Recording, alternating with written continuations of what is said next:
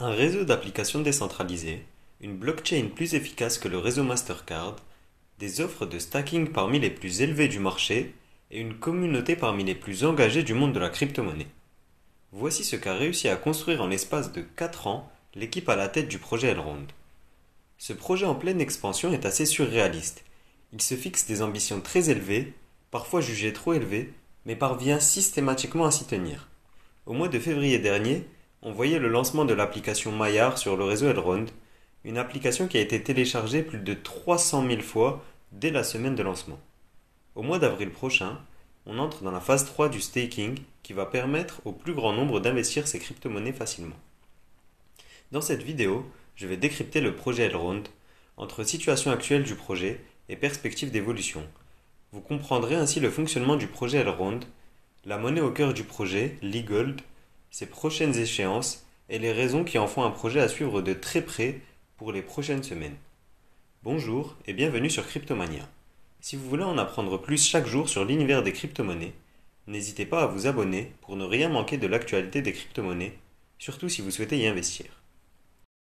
Si le projet Elrond a autant de succès actuellement, c'est en raison de l'innovation technologique comme nous le verrons ensuite, mais aussi grâce à leur communication et à la communauté qu'ils ont réussi à fédérer autour du projet. Malgré la jeunesse du projet, les fondateurs, qui sont brillants par ailleurs, mais je vais vous laisser vous informer seul à ce sujet, ont fédéré une véritable communauté avec plus de 180 000 followers sur Twitter et plus de 35 900 membres à leur channel anglophone sur Telegram. Sur le channel francophone, il y a plus de 3300 membres. Cette communauté qui est très engagée sur les différentes plateformes a plusieurs intérêts pour le projet Elrond. Elle permet d'attirer des applications sur le réseau d'applications décentralisées. Elle permet aussi d'obtenir des chiffres astronomiques en termes de staking. Cette communauté est aussi la garantie d'une plus grande stabilité des prix.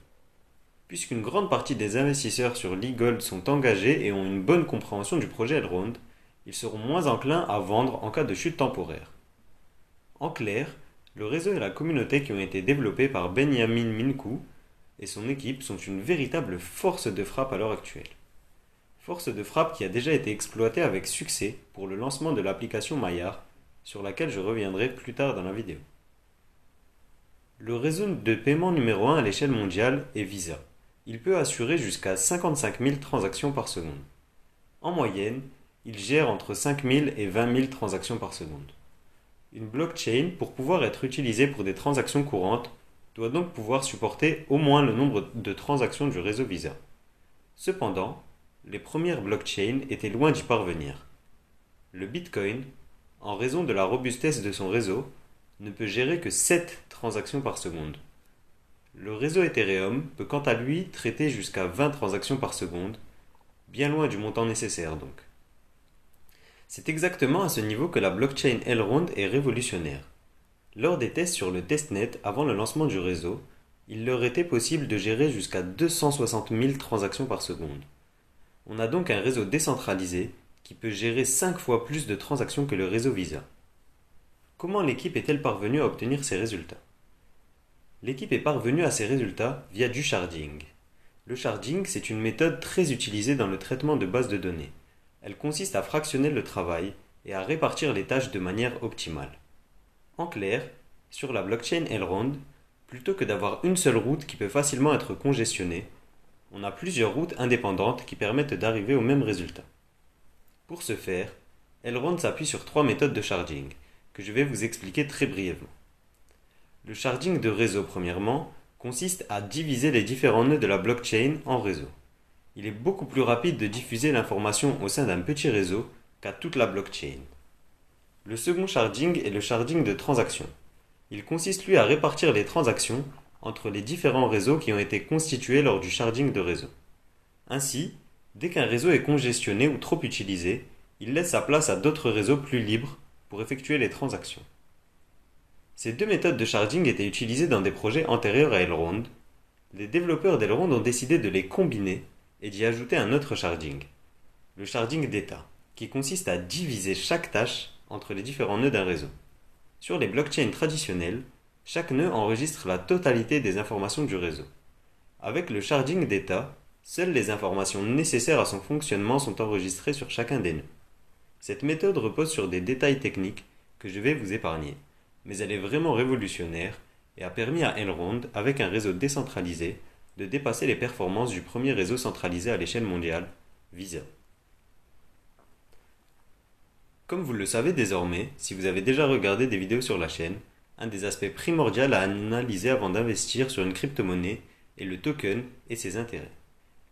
Le token eGold, ou EGLD, qui est le token natif de la blockchain Elrond, est un moyen de paiement en pleine expansion à l'heure actuelle. En effet, les solutions de paiement qui sont proposées par la blockchain sont révolutionnaires en termes de coûts et de vitesse de transaction, grâce à la technologie des charging donc. Conscient de cette force, les partenariats commencent à arriver pour faire de l'eGold un véritable moyen de paiement. Un premier pas a été réalisé en ce sens début mars, avec l'accord conclu avec Netopia. Netopia est un processeur de paiement qui travaille avec près de 30 000 marchands, principalement en Roumanie. Tous ces marchands pourront, s'ils le souhaitent, accepter les paiements en eGold. Mais le principal usage du token eGold est d'assurer le bon fonctionnement du réseau Elrond. Le réseau Elrond est en pleine expansion, avec notamment l'application Maiar. Étant donné que le réseau Elrond repose sur un système de Proof of Stake, les eGold sont nécessaires pour assurer et sécuriser les transactions. En guise de récompense, ceux qui décident de placer leur eGold reçoivent des intérêts. Ces intérêts sont parmi les plus attractifs du marché, à plus de 20% par an au moment où j'enregistre cette vidéo. Pendant les prochaines semaines, on entre en phase 3 de stacking. Cette phase 3 a pour but de généraliser le stacking d'eGold et se décomposera ainsi. À partir du 26 mars, il sera possible de déléguer le stacking de ces eGold à des sociétés spécialisées. Dès le lendemain, le 27 mars, il sera possible de stacker ces eGold directement via l'application Maiar. Ensuite, dans les semaines suivantes, le nombre de validateurs sera augmenté pour permettre au plus grand nombre de stacker ces crypto-monnaies et de contribuer à la sécurisation du réseau Elrond en échange de récompenses. Cette phase 3 du stacking pourrait, si tout se passe bien, faire augmenter la demande en eGold pour accéder aux solutions de stacking et faire baisser l'offre puisqu'un plus grand nombre d'investisseurs auront placé leurs eGold. Vous comprenez bien qu'une baisse de l'offre associée à une hausse de la demande entraîne nécessairement une hausse du cours. Affaire à suivre donc. Parmi les grands succès du projet Elrond qu'on compte à l'heure actuelle, celui qui tire son épingle du jeu est sans aucun doute l'application Maiar. Alors que beaucoup d'applications du monde de la crypto-monnaie sont encore difficiles à prendre en main, c'est tout le contraire pour l'application Maiar. Lancée il y a tout juste 50 jours, cette application utilise les capacités de la blockchain Elrond pour révolutionner les solutions de paiement de pair à pair. Avec votre seul numéro de téléphone, vous pouvez stocker, stacker, acheter et envoyer vos crypto-monnaies.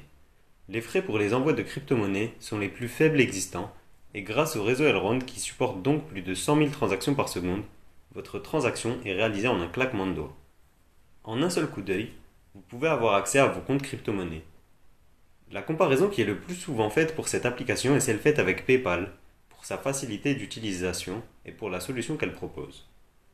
Quand je vous parlais de succès pour cette application, avant même son lancement le 1er février, 300 000 utilisateurs étaient sur liste d'attente. Depuis, ce nombre est en hausse. Sachez que si vous ne vous êtes pas encore inscrit sur l'application, vous pouvez bénéficier de 10 $ de bonus pour vos premiers 200 $ d'eGold achetés. Je vous mets un lien en description pour que vous puissiez profiter de cette offre.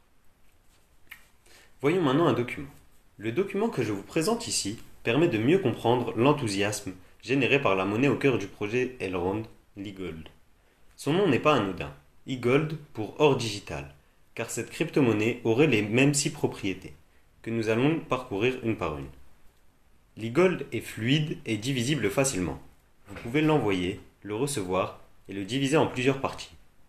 Par exemple, si vous possédez 10 eGold, vous pouvez très bien en envoyer 3,35 à un ami. Pour cela, vous avez même plusieurs solutions disponibles. Deuxièmement, l'eGold est rare, c'est-à-dire que le volume total est de 31 415 927 tokens et ne pourra jamais être dépassé, comme pour l'or donc dont le stock est limité. Aussi, l'eGold a, comme nous l'avons vu précédemment, une véritable valeur. Il est le support d'un réseau d'applications et permet d'assurer le bon fonctionnement de la blockchain Elrond. Quatrième point commun avec l'or, la possibilité de l'identifier. Il n'est pas possible de faire une contrefaçon d'eGold et le réseau est sécurisé. D'ailleurs, à ce niveau, Elrond se distingue particulièrement. Ils ont mis en place un système basé sur des attaques constantes de leur réseau. En effet, l'équipe paie des hackers pour qu'ils révèlent les défaillances du réseau. Ces attaques constantes permettent donc de détecter les failles et de pallier les problèmes existants. Aucun système de sécurité n'est infaillible, mais celui de la blockchain Elrond réduit fortement les risques. Autre propriété de l'or qu'on retrouve chez Leagold, il peut servir de moyen d'échange, comme nous l'avons vu avec son intégration sur différentes plateformes, comme Binance Pay. Il peut servir de valeur de réserve puisqu'il lutte contre l'inflation. Enfin, dernière propriété de l'or, il est éternel. Grâce à la technologie blockchain, toutes les transactions e-gold sont inscrites de manière irrémédiable. Un propriétaire d'e-gold ne peut pas voir ses tokens disparaître ou lui être retirés contre son gré. Merci à vous d'avoir regardé cette vidéo. Si vous voulez que je vous fasse une vidéo sur l'arrivée de la DeFi et des NFT sur la blockchain Elrond, n'hésitez pas à me le dire en commentaire et je vous ferai ça dans la semaine. Si la vidéo vous a plu, n'hésitez pas à la liker et à vous abonner. Ça m'aidera beaucoup et vous pourrez rester informé quotidiennement des crypto-monnaies à suivre et avoir accès à mes présentations de crypto-monnaies. C'est tout pour moi. Je vous dis à demain pour une nouvelle vidéo.